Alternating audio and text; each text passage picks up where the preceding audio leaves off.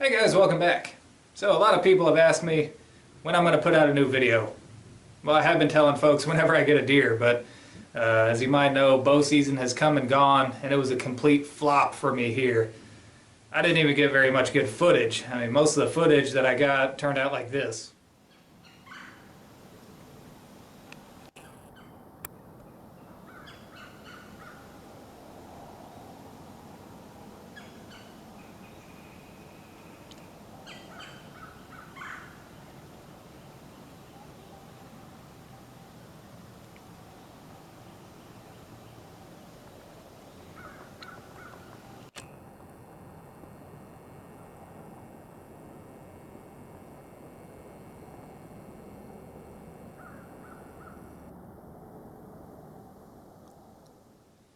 Yeah, so there you go, 200 yards through the woods. The camera just wouldn't focus. It doesn't exactly convey the hunting experience, does it? So that's why I've hesitated to put out a video. This was the first bow season since I've lived here that I came up empty-handed.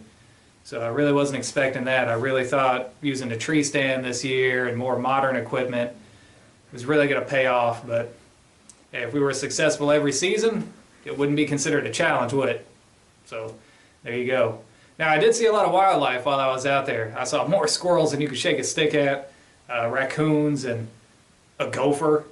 So as far as the actual footage that I got, I'll go ahead and show it to you now. Here you go.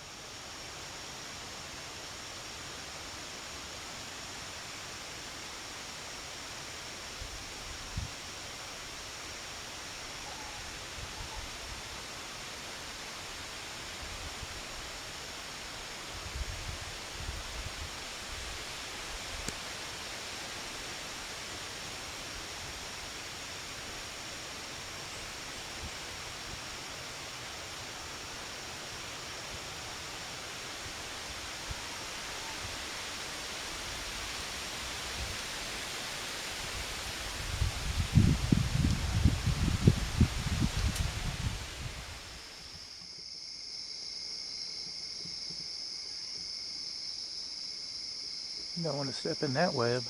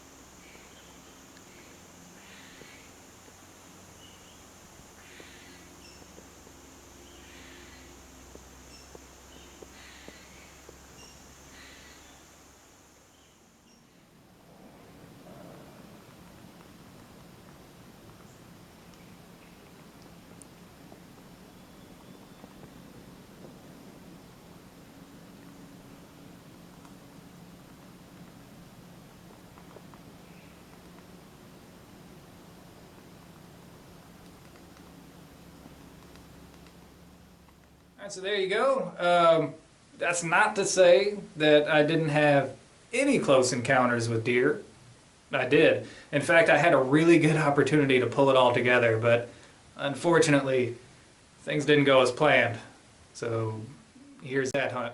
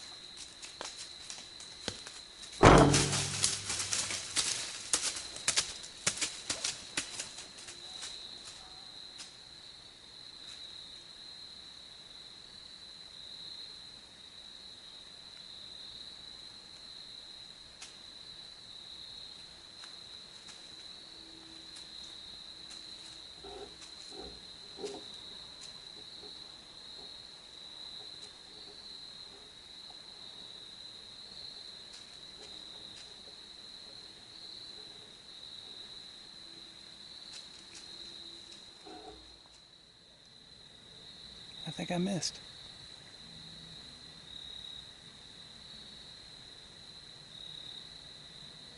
Dang.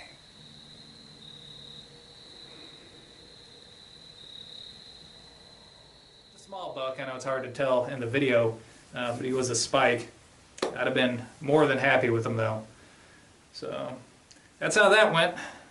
So rather than dwell on the past, I've been looking forward to the future. It is muzzleloader season now, and I've been out shooting my muzzleloader. This is what I'll be using this season. This is my Thompson Center Omega Z5 inline muzzleloader. As you see, I got my camera on here already, so hopefully we get some good footage. Now, I took it out shooting the other day to make sure it's still zeroed in. I'll show you my target. It's not perfect, but definitely minute of deer accurate. You see right here is my group. This is at 100 yards. We got one shot here, here, here, and here. If you measure that all together, it's a 3-inch group. Not bad. This one here, that's a really good group right there. That actually wasn't with the rifle. That was with my new muzzleloading revolver. I'll show you this thing. Check this out. There you go. This is a Navy Arms 1858 New Army revolver, 44 caliber. It's a really cool gun. Now this thing was neglected for a long time. It's got a lot of pitting, especially inside the barrel. There's a lot of pitting. It's real dark. This thing had rusted over really good at least one good time. You might be able to see some hammer marks right here. So at one point that cylinder pin was stuck in there and someone had to hammer it open.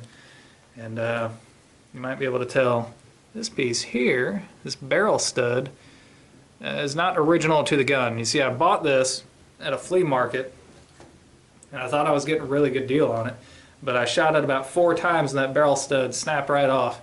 So I had to take it to the gunsmith, and he actually had to make this, and he put it on there and did a really, really good job. Real happy with that. He soldered it in there. I think originally it was probably just crimped in place, but yeah, that seems to be holding good. And the first few times I shot it, it didn't do very well at all. But I finally worked up a good load for it. 35 grains of Pirate XP and a 457 diameter round ball. Show you this. This was the target at 15 yards. You see, 4 of the shots are pretty much one big ragged group right here, then one here, and then I had one flyer over here. That's probably just me, because that was the very last shot, and I was like, oh, I did so good. I always pull 1 when I think I'm doing really well. So yeah, this thing is going to come with me as much as I can bring it with me, because I'm really happy with it now since I know it shoots good.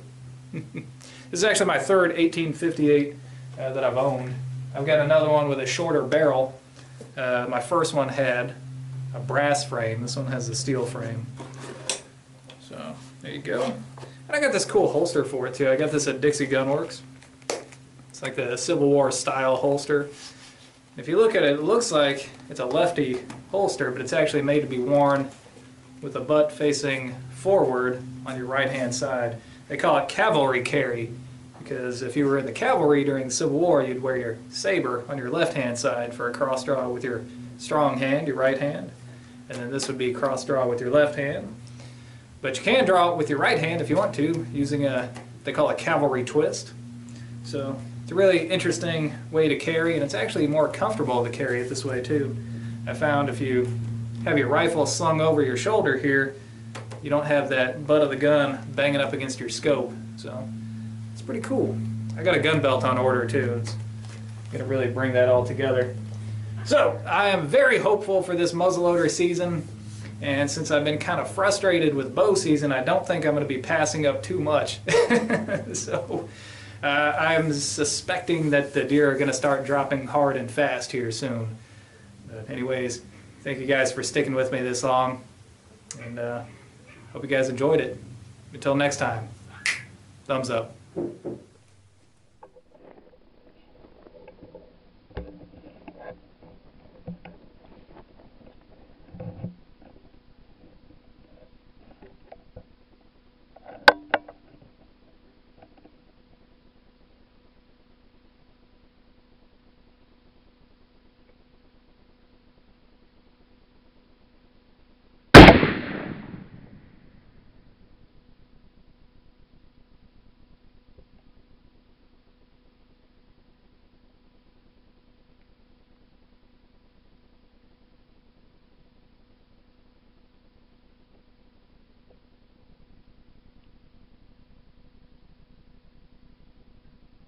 Another hit.